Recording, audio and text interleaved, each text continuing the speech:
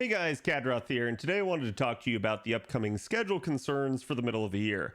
I get a lot of questions as to how I think the order of this is going to flow, and so we're going to talk about what I think the possibilities are and maybe how that might impact your roles so that you guys can make better plans as you move ahead. So again, just starting off here, I think the very first thing that we're going to have to look at here is going to be the summer rerun in May. So yeah, this seems really far removed from, like, again, anniversary and everything like that, but it's actually going to be a lot closer than you think. And one of the reasons that I make a video like this is because we need to remind you guys that, hey, look, NA actually gets its anniversary a month ahead of what JP normally does.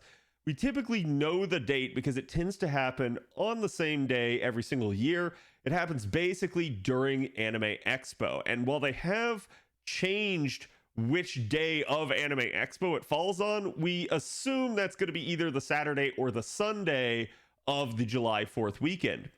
Now you might be thinking, well, July 4th falls on a Tuesday this time, so like that's not necessarily going to be a thing. You're right. So that means that Anime Expo is going to be on the 1st or the 2nd this year, and that should be when we can expect our anniversary on NA. So that's going to be July 1st or 2nd, not the end of July, not August like JP has it sometimes. So again, we're a whole month ahead, and that causes some churn in the schedule. So as we look here towards the summer rerun, this is definitely one of those events that, because it's a rerun, it can move around. And this is where we get to the second sort of qualification for how things tend to flow on NA. With regards to NA, the anniversary is an important date because the devs have promised never to mess up a GSSR for the server ever again. This is a promise that goes way back to basically, I think it's year one, where they ended up messing up sort of who was in a GSSR because they changed the dates for NA.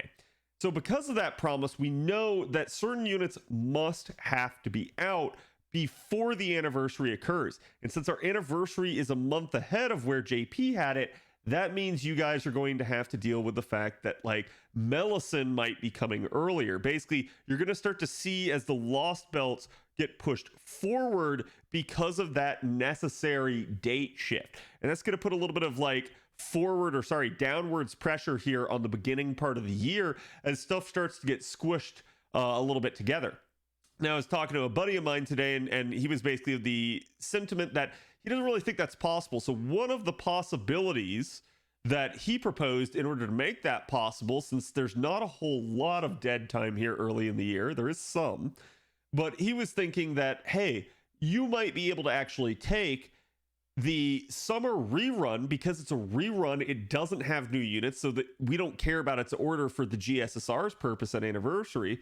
You might be able to take the summer rerun and actually throw it behind the whole gauntlet that's coming up here at the middle of the year. And that is definitely a possibility. So you should keep that in mind as I talk about this, but I'm going to try to go through with it all the other scenarios besides this, because personally, I don't think that's what they're going to do, but it is a possibility that I can't deny. So again, this is going to happen here like mid-May, basically early June. And the problem is I think if they start shoving stuff forward, you guys can expect that maybe early May instead. So looking at how it's supposed to flow here, we've got the Avalon Le Fae pre-campaign. None of this stuff really matters because we can overlap a lot of it. You've got the main quest aid clear campaign, and then you've got the actual release of Avalon Le Fae. So this is 6.1 right here. 6.1, again, it happened June 11th. But remember, our date for the anniversary needs to be the 1st or the 2nd. So they not only need the 2 weeks to get Avalon Le Fae done, they also are going to need the 2 weeks for 6.2 that they need to get done. And so that means that all this has to get shoved even earlier. So I would expect this maybe early June, possibly even into May. So don't be surprised if somewhere down the line, maybe in a dev diary or something, the devs come out and say, hey, look at this. This is actually like, we're bringing this forward to you in May. And so everyone's going to be like, oh my God, we're getting Lostbelt in May. And it's going to sound really cool. It'll probably be the tail end of May, but it sounds sexier to say that. So that's why they'll do it. But again, I do think you guys are going to see a little bit of that push forward because of this. The interlude campaign can technically overlap. So we often see how they like to give us that 2 weeks of story. So instead of maybe giving this its own week, I think you could definitely see them clip into sort of the back half there of 6.1, where they go like, hey, maybe the first week it's actually devoted to story. The second week, you still have it there to get done. But for the people that are already done, here's your interlude campaign. Then you've got Avalon Le Fae Summoning Campaign Part 2 that's also going to be there. That'll just be the second week. That doesn't have anything to do with it. But then we hit our first stumbling block here, in my opinion. Umu Fest. This is a really, really good lotto. A lot of people are going to want to go hard on it, especially some of the whales that already have the craft essences from the first time around of this event. So looking at this, the issue at play here is, again, there are no new units. So this does not need to happen before anniversary. So I think I can almost guarantee you that Umu Fest here, Grand Umu Fest, moves behind later in the year, behind anniversary. So that right there, I would expect this to get punted out of the way of anniversary. Now, as we start looking down the list here even more, here you guys can see Avalon Le Fae Lostbelt Release Part 2. So this is 6.2 that you're now encountering. And this happened here on July 14th. We know it can't happen July 14th, but this is where it gets a little hairy. And again, this is something I was talking to my buddy about. So remember the rule about the GSSR. The unit must be released so that it can be part of the GSSR. Technically, the devs can bend that rule to make it so that the unit doesn't have to have its banner finished yet. That typically is what they do. They tend to make a unit's banner expire before it's available anywhere else. But they could just release 6.2 and then also jump anniversary into maybe like the back half of 6.2, that second week there, and then say, here you go. And so Melisyn, the new unit for 6.2, that's an SSR that's going to be on that GSSR, she could technically be in both those places at once.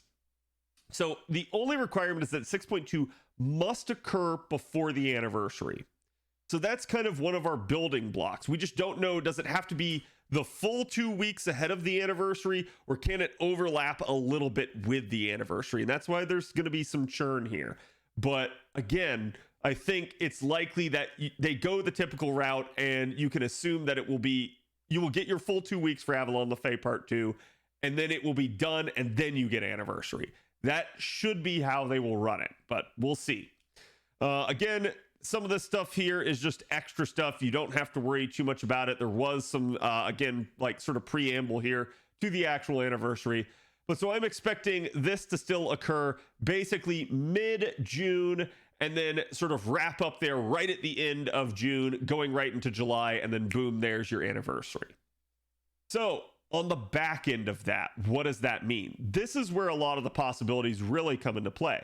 So now we've pushed the fest event, the lotto, behind your anniversary there. But again, there's a lot of other stuff here that could be shuffled around. So this is where I can't tell you what I really think they're going to do here. I think prior to this point, it's very likely that they go summer rerun, 6.1, 6.2, anniversary. I think that's pretty much set in stone. But after this, we get a whole lot of different options. So as we start to look at it here, you guys can see you're going to get anniversary itself. We pretty much know that's going to run the full 14 days. However, even on JP, anniversary was clipped into. It was overlapped with the release of 6.3. So you guys can see August 11th was when 6.3 comes around here. And again, August 15th was actually when the anniversaries campaigns wrapped up. So that's an important point to make note of for a couple of reasons. Number one, I think you guys can assume that our anniversary will probably either start on the 1st or the 2nd and end on the 15th or the 16th as a result of that, but not of August, but of July. So we're a whole month ahead. Now, from there, I think there's two routes that they can easily go by. Route number one, do it like JP did. And that's going to be to still overlap 6.3 with the anniversary. So that means you're getting the conclusion of Lostbelt 6 faster. And that's good for a couple of reasons. Number one, it means you're going to get access to the nodes that drop the Lostbelt 6 materials faster. People will certainly be happy about that. You will have pure prisms to tide you over in the meantime, but you're not going to have an event in a long time, and you're going to want, again, access so that you can finally start farming for those new units. The other advantage to getting this, as JP had it, with that small overlap, that would allow you to roll for Oberon and then Koyanskaya right before Koyanskaya's banner goes away. So that would help out a lot of people on NA who are on the fence and don't maybe know how to handle this. I've said this before, and there are a lot of takes on the Koyanskaya versus Oberon situation. My take is you want both, and ideally you get both, and thankfully NA now has pity to help that. But regardless, Oberon doesn't come back for a year and a half. Koyanskaya, if you somehow miss her, will have another banner within 6 months. And because Oberon can be used in any card type, it's one of the big reasons why I've been telling people, hey, if you can only have the one, I would probably take that one, because you logically have other supports whose systems you may already have up and running, like a quick system, like an art system, that Oberon can fit into and augment and make work even better for that 6-month duration until you can get your hands on a Koyanskaya again. But regardless of that, if you have an overlap there between the two banners, you have a small window where you can roll one then the other. And so that way you don't necessarily have to make a choice if you have enough resources saved. Also, pleasant reminder here for you guys, do try to save up for both of those units. You will thank yourself later. This is going to be rough because a lot of people are going to be wanting to roll a lot of units here in the middle of the year. But so that's the advantages: faster access to the nodes and potentially a saving grace of overlap of two really desired banners for two very meta support units. So that is route number one. Route number two would be that instead of getting this, now you get Umu Fest. There's some advantages to that. So as we go back to look at Umu Fest real quick here, you guys can see it was your typical like 14-day event. What's so nice about Umu Fest is, one, you will not have had an event otherwise since the Summer 5 rerun back in probably early May. Two, Umu Fest is going to get you a whole litany of resources to be able to use on your new units. One of those in particular, a lot of people are going to be craving, and that's night metals. Most of you guys are going to be short for a lot of the Lostbelt 6 units because you haven't farmed a lot of night metals. They're going to be in the boxes for this. In fact, this is going to be the first lotto ever for you where you have 5 materials in a lotto box, not just the 4 essential materials. So yes, we've had 4 and then had a ticket. You're just straight up getting 5 as part of the box here. So it's really, really good. And like I said, some of the veterans will already have the craft essences necessary to have max bonus from day 1. And you get 90 plus nodes in a fest event day 1 as well. So right there from day 1, they will be max efficiency, able to farm a ton of resources. Like I said, a lot of people will really like this. This will definitely help bail them out of anything that they're short on, in particularly QP, Embers, or again, Ascension Mats if they apply to the units that you're trying to level. So I think a lot of people will be happy to see it if it works in that order, but obviously then that means you lose access to the LB6 nodes earlier and you don't get Oberon as fast. The other benefit here is if you had it the other way around, that would mean that you had both Koyanskaya and Oberon for Grand Umu Fest. The good news is, regardless, because I'm pretty positive Umu Fest is going to get bumped after the anniversary, you should have Koyanskaya for a lotto that JP didn't. And that's going to be really nice for you, because there were several comps in that lotto where a lot of people were thinking, man, if I just had a really good buster support, I could pop off here. So I think it's going to be really, really nice for people, especially in that 90 plus content. But that is the second route they can go by. So as we get back to August here, then again, you also see the back end of things where we're going to have hunting quests, and then particularly into September here, then finally you get the new summer event.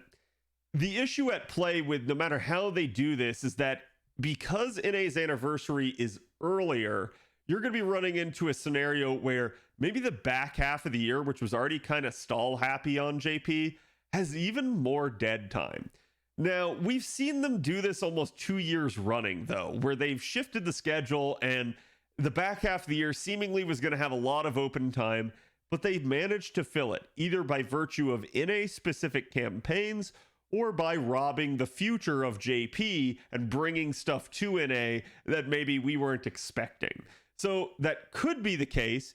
Maybe they'll do some sort of like anime or like some other sort of collaborative announcement, and all of a sudden it happens concurrently on both servers. And so that'd be something that we could not predict reasonably to be happening to fill up the time. The issue, though, is that September happening for summer on JP was considered to be very late. A lot of people complained about it. So you might see summer move closer. And right now, some of you are probably going, oh, no, no, no, no, no, no, no, no, no. For the simple standpoint that the closer Summer 6 moves to the lotto, to the anniversary, the less resources you have to devote to Summer 6, which you hate, but the devs love. So it's up to them to determine if they want to do that. Technically, this doesn't have to be a part of any route, but essentially, this is one of the reasons why I think Umu Fest might get punted. So again, you might see the closer sort of trilogy here of 6.1, 6.2, and 6.3 all in rapid succession with only the anniversary in between, because that allows them to keep the story together a little bit better on an A. That allows them to get you the nodes a little bit faster so that you can start farming.